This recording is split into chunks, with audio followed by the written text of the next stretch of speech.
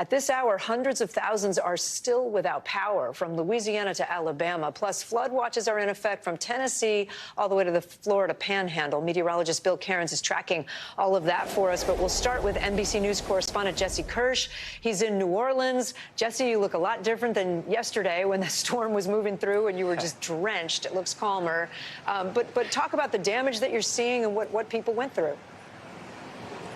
Yeah, so Kate, good news, the sun's out. Bad news, it's humid and hot, and I'll get to concern around that in a moment. So we went to a neighborhood earlier today, spoke with the mayor in a nearby community called Kenner, Louisiana, just outside of the city of New Orleans, and he said in that community alone there were around 100 homes that had floodwaters in them in some fashion, whether it was ankle high all the way up to waist high. And we met a woman who said that there was a time she, her 6 children, a 19-month-old granddaughter were all essentially sheltering on the roofs of cars because they were worried about how the waters were moving in. They only had around ankle-deep water, she said, in the home, but outside it was coming up to around the waist. And so she was worried about what was going to happen, and even said at one point they called for help, and the rescuers told them that they couldn't even get out to them. Just gives you an idea of what people have been going through here in the last 24 hours in the New Orleans area. Here's part of what we heard from the mayor of Kenner, Louisiana, when I spoke with him this morning.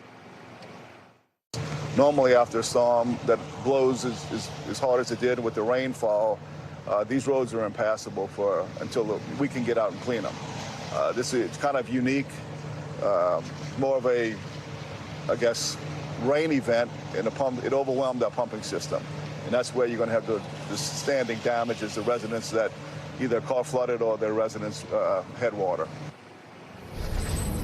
And then another thing to keep an eye on is power outages. And Kate, I alluded to this before, because it is hot out. Of course, when it's hot and you have no power, you're going to want to turn on that air conditioning, right? Well, if you don't have access to that, you might try to find a way with a generator. And that's something that we've heard from officials again and again, stressing concern over people using generators properly, emphasizing, I should say, that they want people to keep them 20 feet away from indoors, from covered areas, so that there's proper ventilation, Kate. Right. They've got to be able to have ventilation or it gets really dangerous. Thank you, Jesse. Bill Cairns, let me turn to you.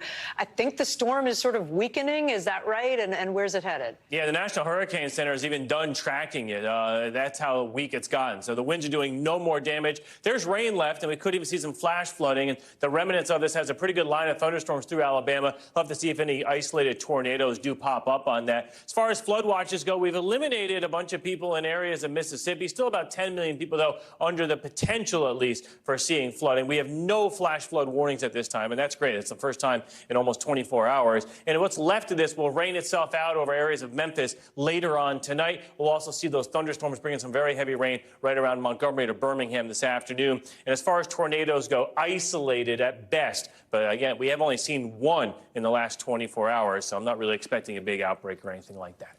All right, Bill Cairns, Jesse Kirsch, thanks to you both.